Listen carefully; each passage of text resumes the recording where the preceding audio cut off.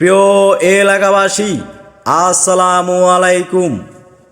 আগামী ৮ তারিখ রোজ রবিবার বাংলাদেশ জাতীয়তাবাদী দল বিএনপির এক বিশাল জনসভার আয়োজন করা হয়েছে পাতারহাট আরসি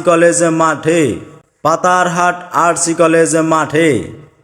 উক্ত জনসভায় আপনারা সকলে দলে দলে যোগদান করে রাজীব ভাইয়ের জনসভা সফল করুন। উক্ত জনসভায় প্রধান অতিথি হিসাবে থাকবেন বরিশাল ৪ আসনের জাতীয়তাবাদী দল বিএনপির মনোনীত প্রার্থী সাধারণ মানুষের নেতা জনাব রাজীব আহসান রাজীব ভাই। উক্ত জনসভায় যাওয়ার উদ্দেশ্যে রবিবার সকাল ৯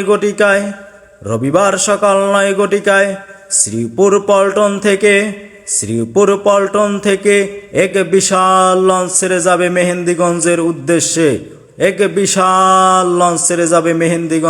উদ্দেশ্যে।